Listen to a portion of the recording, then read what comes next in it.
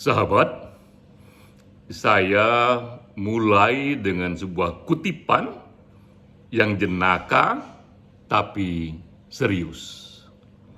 Ini kutipan dari Emilia Clarke, seorang artis muda dari Inggris. Ia mengatakan, "Ayah saya memberi nasihat. Jangan pernah kita mempercayai mereka yang ukuran televisi di rumahnya lebih besar dibandingkan ukuran rak bukunya." Jadi jika ia punya rak buku yang jauh lebih kecil ketimbang ukuran televisinya, jangan percayai dia. Tentu saja kita tidak menafsir kutipan ini secara tekstual, bahwa sebaiknya kita punya rak buku yang sangat besar, yang jauh melampaui ukuran televisi kita. Tapi ini satu ajakan renungan mengenai pentingnya kita mempunyai buku, pentingnya kita mengkoleksi buku, pentingnya kita membaca buku dan merenungkan isinya.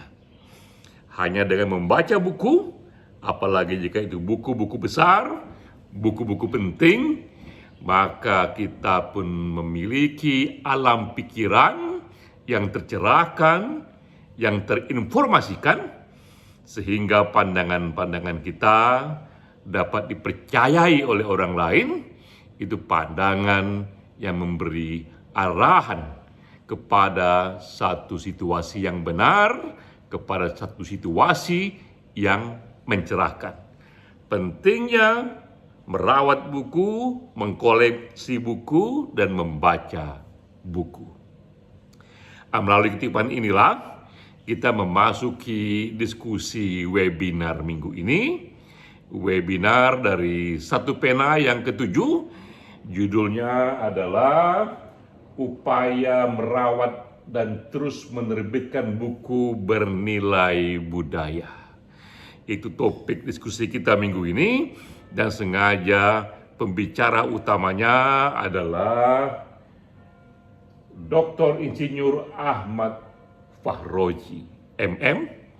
Sengaja kita minta Bro Fahroji yang menjadi pembicara, karena ia adalah pimpinan tertinggi Balai Pustaka.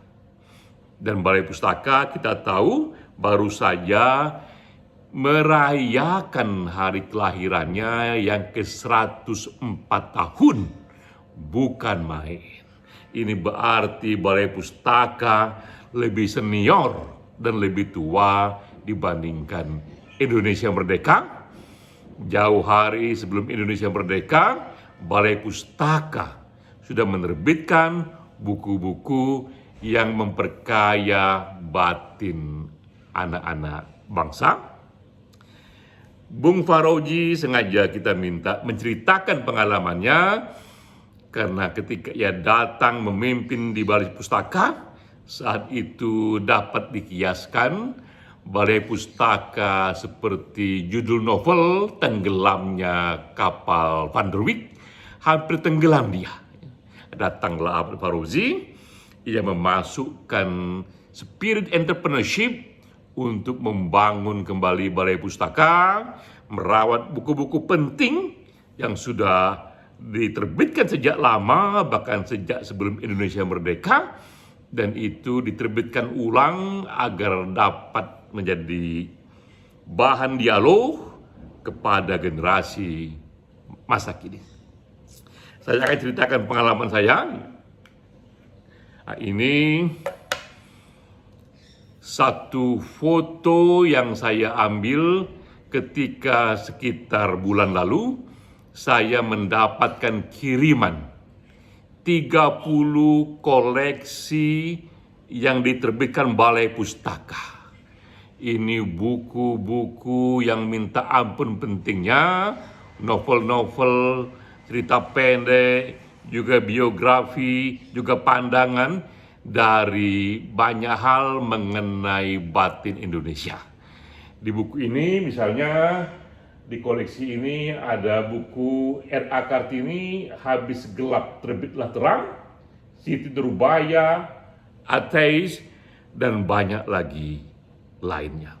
Saya menerima kiriman 30 koleksi balai pustaka yang diterbitkan ulang, yang diberikan pengantar baru, yang juga tata bahasanya sudah disesuaikan dengan ejaan yang baru.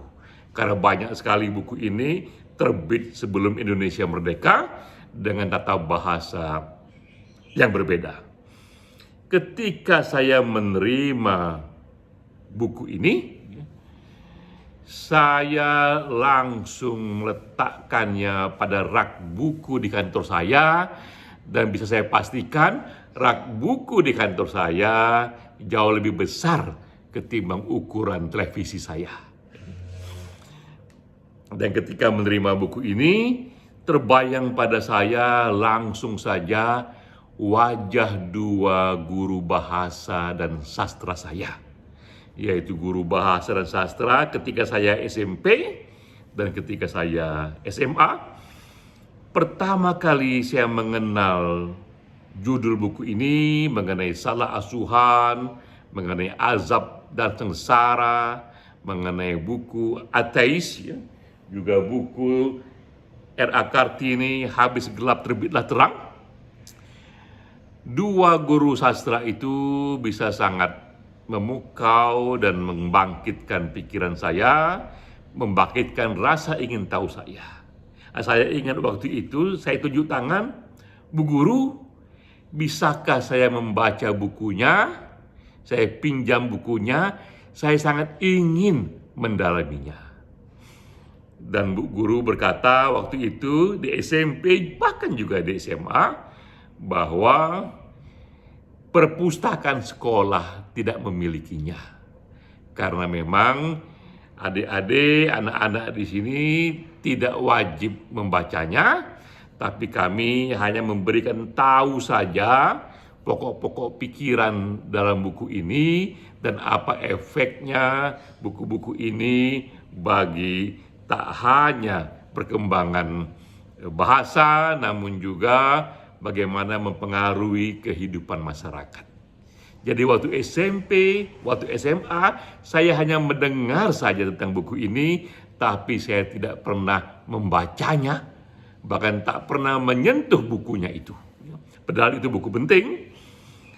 Tapi ketika saya sekolah di Amerika, ambil S2 dan S3, dan saya masuk ke dalam perpustakaan sekolah, yang di sana bahkan perpustakaan itu 8 lantai tingginya, saya menemukan buku ini.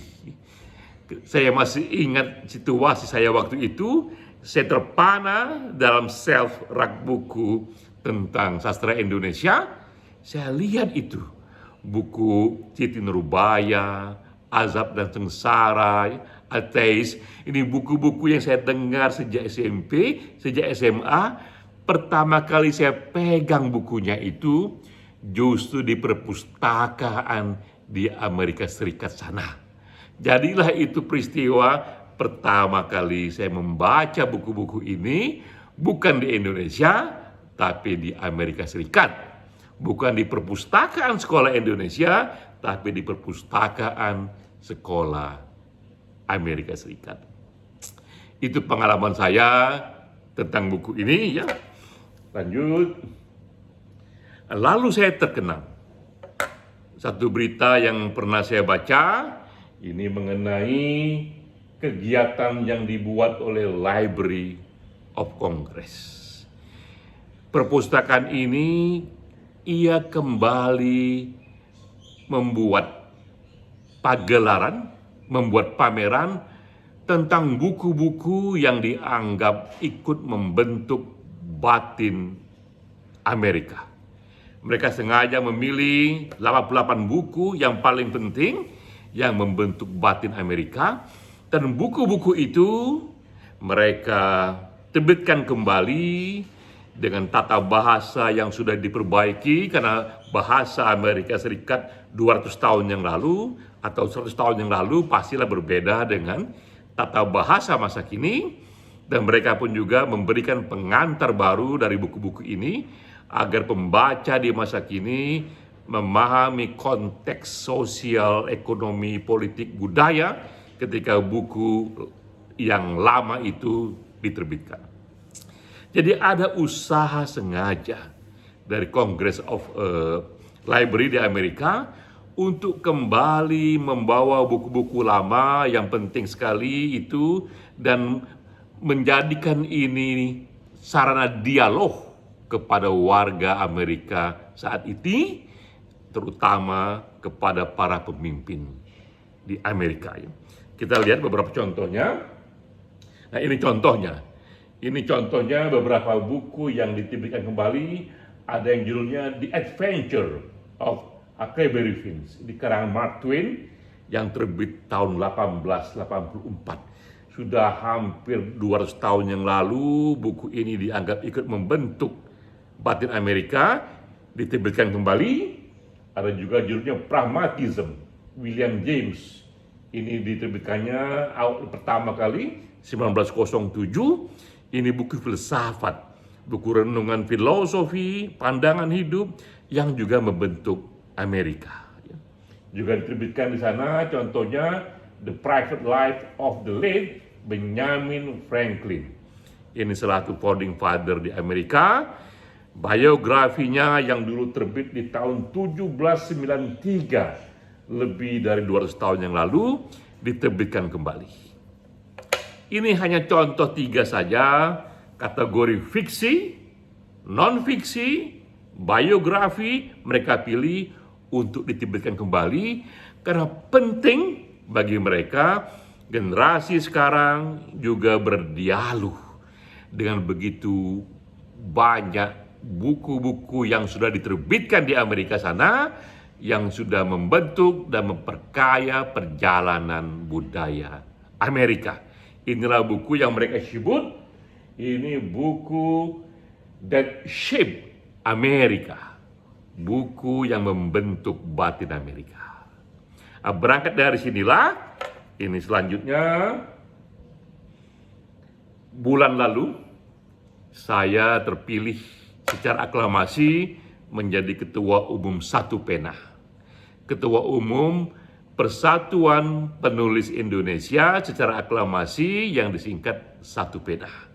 Saya pun mencanangkan 7 program unggulan, dan ini satu dari 7 program unggulan itu adalah saya meniatkan akan menerbitkan kembali 100 buku pilihan, setidaknya dalam bentuk print on demand, buku-buku Indonesia yang punya nilai sejarah dan budaya sejak era kolonial. Seperti yang tadi dikerjakan oleh Library Congress of Library yang menerbitkan kembali buku-buku yang membentuk batin Amerika. Di Indonesia pun saya mencanangkan akan menerbitkan kembali 100 buku pilihan yang punya nilai budaya, yang punya nilai kultural, yang membentuk batin Indonesia. Dan saya katakan kepada diri saya sendiri sebelum saya selesai menjabat amanah sebagai Ketua Umum Satu Pena, 100 buku pilihan ini sudah harus selesai. Saya rencanakan menyambut Sumpah Pemuda 28 Oktober 2021, list buku ini sudah disusun. Lalu pelan-pelan dari list ini kita terbitkan kembali dalam bentuk print on demand, tentu dengan berkonsultasi dengan ahli warisnya.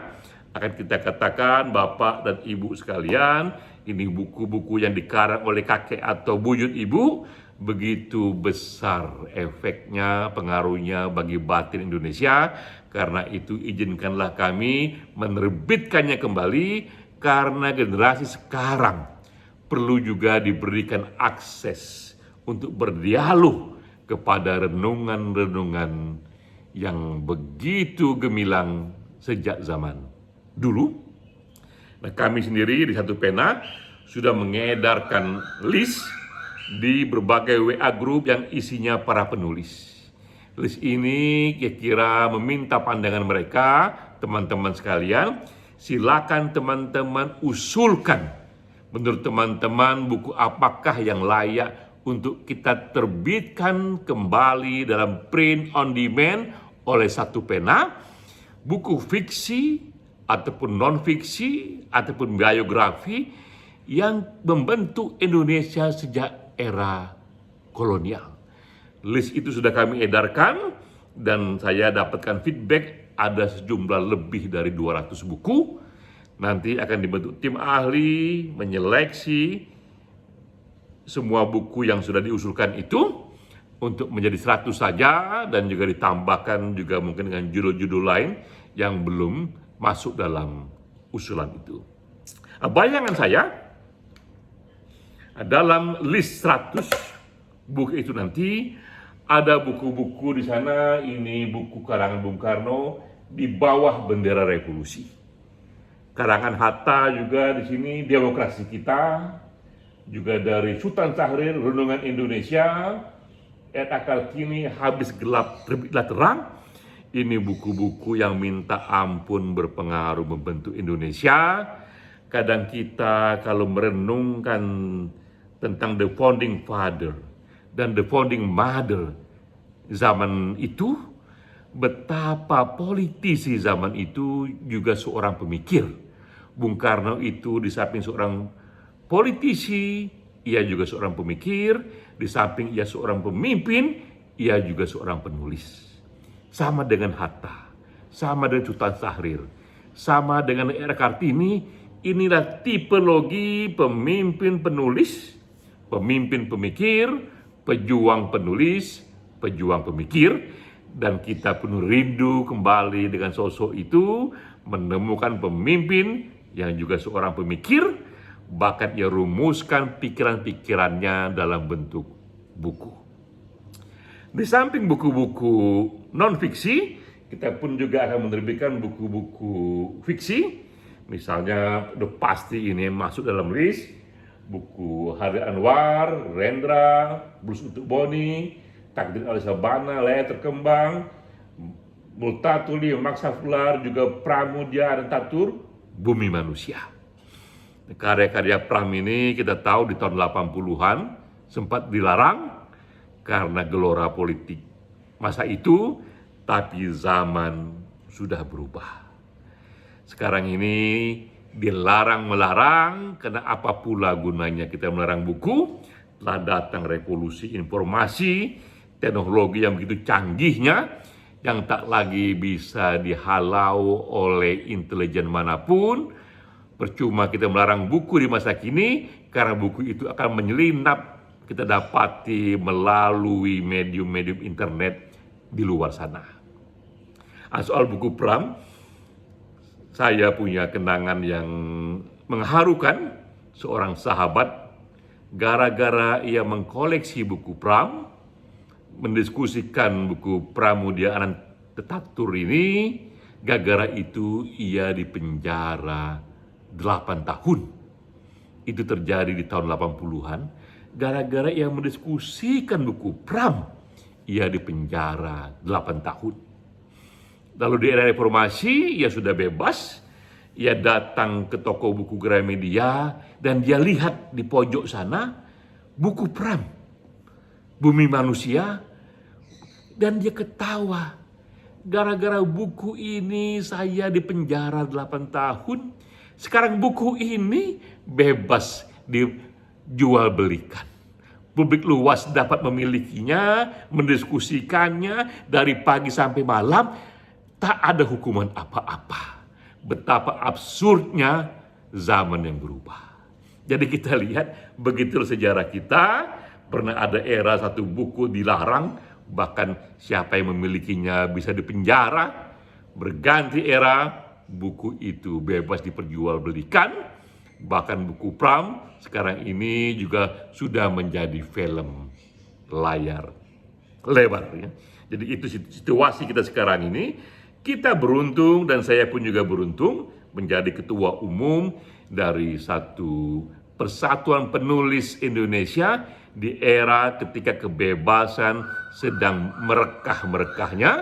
Berarti kita pun berada dalam satu kebebasan yang lebih tinggi untuk bisa mengkoleksi dan menerbitkan kembali buku apapun yang kita anggap memang penting dalam membentuk batin Indonesia, dan tak ada masalah buku itu berada dalam spektrum politik yang begitu luas dari kiri hingga kanan, karena memang begitulah budaya Indonesia, begitulah keberagaman yang ada di Indonesia.